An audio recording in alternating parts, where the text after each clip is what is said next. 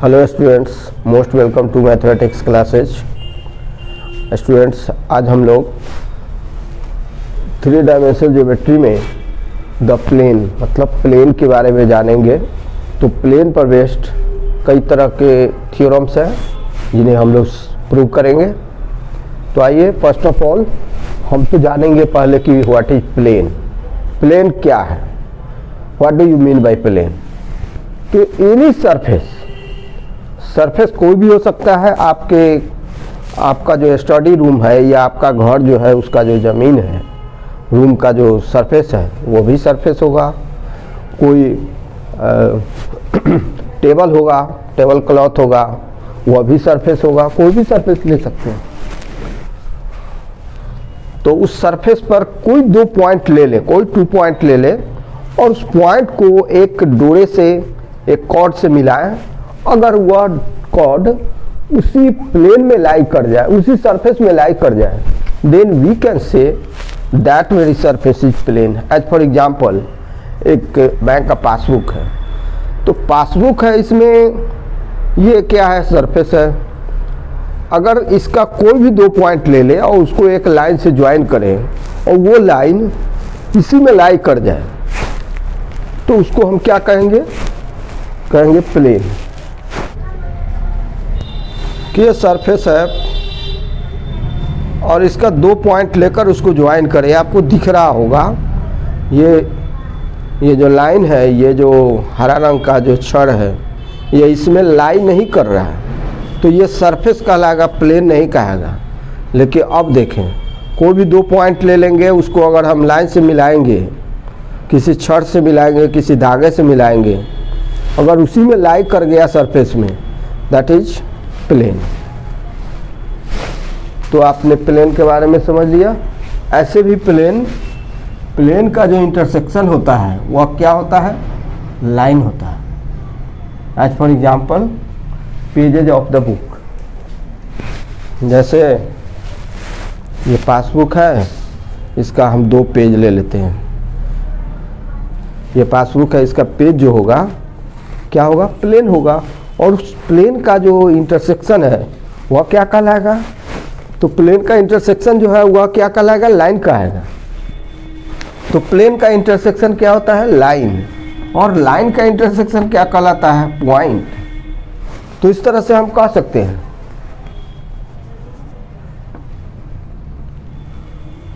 कि लाइन का डिफिनीशन ये प्लेन दे रहा है और पॉइंट का डिफिनीशन लाइन भी दे रहा है।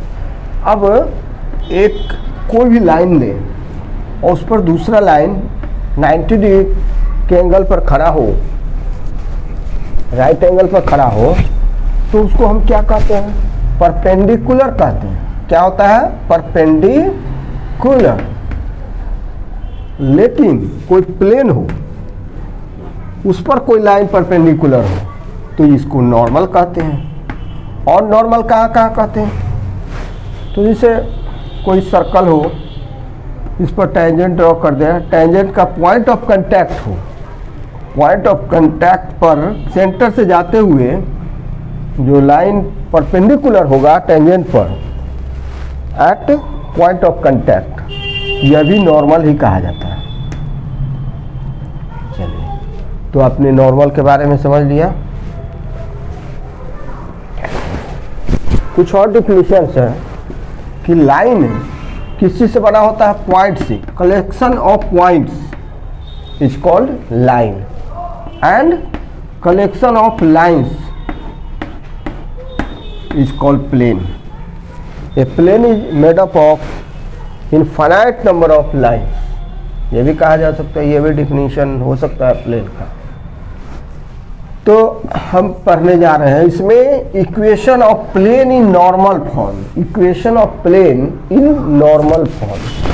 नॉर्मल फॉर्म में इक्वेशन ऑफ प्लेन क्या होता है, तो हम एक्स एक्सिस, वाई एक्सिस और जेड एक्सिस, तीनों रेक्टेंगुलर एक्सिस कोऑर्डिनेट्स खींच लेंगे, ड्रॉ कर लेंगे। X axis, Y axis, Z axis, इसको फ्रेम ऑफ रेफरेंस भी कहा जाता है या कोऑर्डिनेट एक्सिस भी कहा जाता है। और कुछ प्लेन बना ले यहाँ पर, प्लेन प्लेन को अल्फा, बीटा, गामा या पाई, पाई 1, पाई 2 से भी डिनोट करते हैं। कोई प्लेन, चूंकि एक ही प्लेन है तो नाम हम नहीं लेंगे। अब ओरिजिन से इस पर नॉर्मल ड्रॉ किया गया, ओरिजिन से नॉर्मल ड्रॉ करें तो length of normal, length of the normal to the plane, to the plane equals to कितना है, d है, सपोज कर लें। तो मतलब O N equal to D in scalar form. ये कौन सा फॉर्म है, स्केलर फॉर्म। और वेक्टर फॉर्म में वेक्टर ओ एन कितना हो जाएगा, वेक्टर ओ एन कैसे बनेगा, तो वेक्टर ओ एन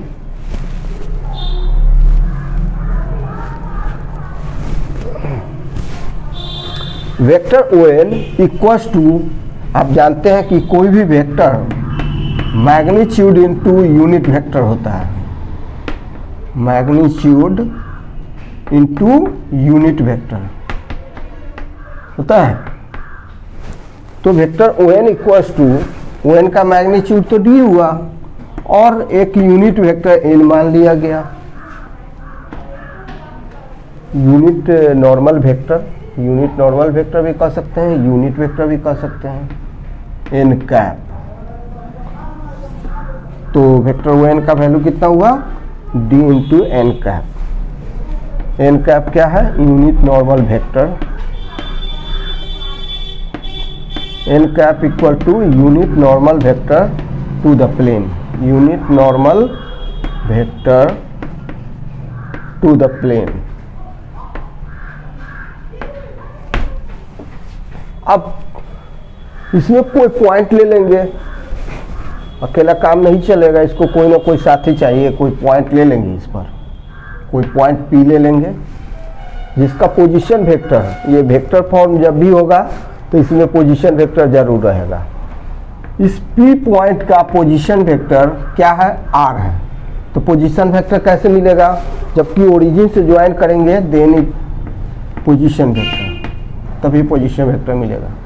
और चूंकि ओ एन गिवन है, पी रिक्वायर्ड है, पी हमने सपोज किया है, इसलिए हम एन पी लिखेंगे, वेक्टर एन पी। अब देखें यहाँ लिखते हैं let P is any point, P is any point on the plane, point on the plane, join O P. अब position vector PV, PV means position vector of P equals to vector are. Suppose करते हैं let position vector of P equals to vector R, हमने suppose किया, join N P, join N to P या N P, N से P को join किया तो N P vector हुआ, ओ पी वेक्टर और वेक्टर ओ एन, तीन वेक्टर हुए, वेक्टर ट्रायंगल बना। तो वेक्टर ट्रायंगल से, अब देखिए फ्रॉम वेक्टर ट्रायंगल, कौन सा वेक्टर ट्रायंगल बना, O N P, from vector triangle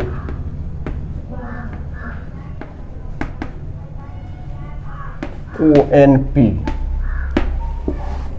vector O N, ये ट्रायंगल ला है, triangle law, from triangle law vector O N plus vector N P equals to vector O P, O N plus N P equals to O P. और O N का value कितना था, D into N cap plus N P, तो N P जो कहते हैं छोड़ देंगे, equals to vector R, O P का पोजीशन वेक्टर वेक्टर आर है तो R. This implies vector N P equals to vector R minus vector D N cap. ऐसा हुआ, ये हुआ वेक्टर एन पी का वैल्यू। अब यहाँ पर ग्रीन बोर्ड प्लेन है, इस पर कोई नॉर्मल ड्रॉ किया जाएगा। ग्रीन बोर्ड एक प्लेन है, इस पर एक नॉर्मल ड्रॉ किया जाएगा, तो इसमें जो लाइन होगा उस पर क्या होगा, परपेंडिकुलर होगा। तो एनपी क्या है, कोई लाइन है जो लाई करता है प्लेन में, N P is a line, line vector line in the plane and O N is the normal, to the plane. So both these lines will be perpendicular to each other. अब देखेंगे कि NP vector NP vector ON पर perpendicular होगा. Vector NP perpendicular to vector ON. Vector NP perpendicular to vector ON. और perpendicularity का condition क्या होता है? आप जानते होंगे कि दो वेक्टर अगर परपेंडिकुलर हों तो उनका डॉट प्रोडक्ट या स्केलर प्रोडक्ट 0 होता है. So vector NP dot vector ON equals to 0 होगा. दिस इम्प्लाइज NP का वैल्यू कितना निकाला है आपने? यही निकला है, vector R minus D into N cap dot ON का वैल्यू कितना था? D N cap equals to 0. अब इसको क्या करेंगे हम? Distributive property. तो यहाँ देखेंगे vector R dot D N cap minus D square N cap dot N cap equals to 0. This implies D into vector R dot N cap minus N cap dot N cap 1 होता है. कोई भी vector का उसी vector के साथ dot product 1 होता है. डिफरेंट वेक्टर के साथ 0 हो सकता है. यूनिट वेक्टर का तो D हो जाएगा, नहीं D square equals to 0.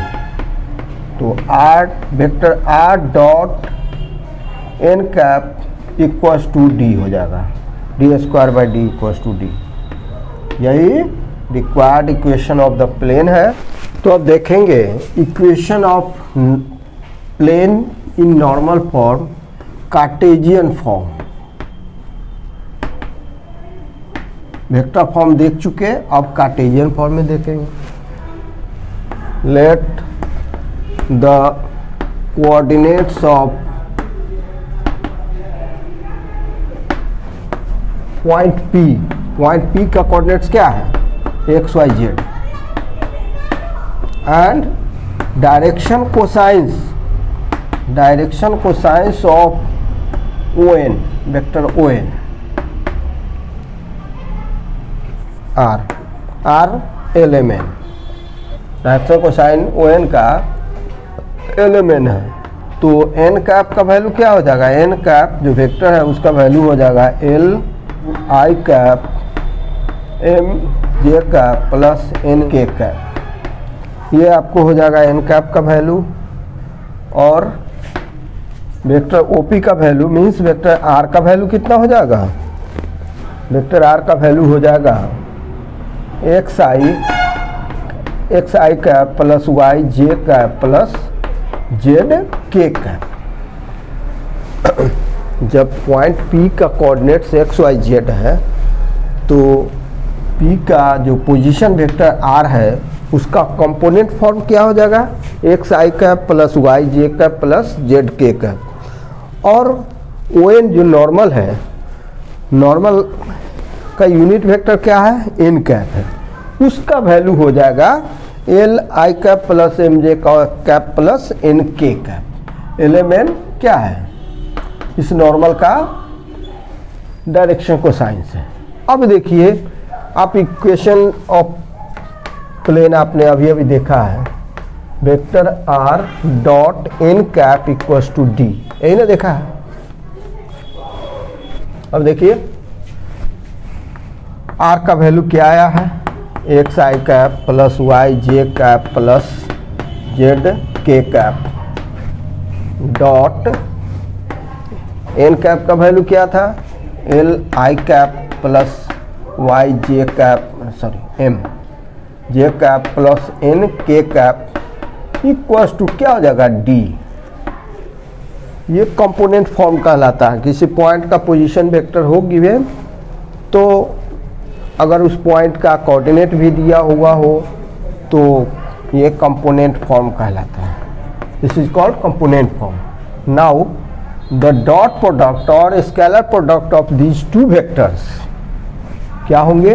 XL या LX plus my plus nz equals to d. This is the equation of plane in normal form, in Cartesian form. जैसे और 11 क्या है, इसका डायरेक्शन को साइंस है, किसका, प्लेन के नॉर्मल का. अब देखें कि r dot a i cap b j cap plus c k cap equals to d is an equation of plane in normal form. Normal form में किसी प्लेन का इक्वेशन ऐसा हो तो आप जानते हैं क्या होगा, तो कार्टेशियन इक्वेशन क्या हो जाएगा प्लेन का, Cartesian equation of plane of the plane क्या होगा, ये होगा ax plus by plus c z बराबर equals to d. This is the Cartesian equation of the plane. This is the Cartesian equation of the plane and A, B, C are the direction ratios of the plane in this form.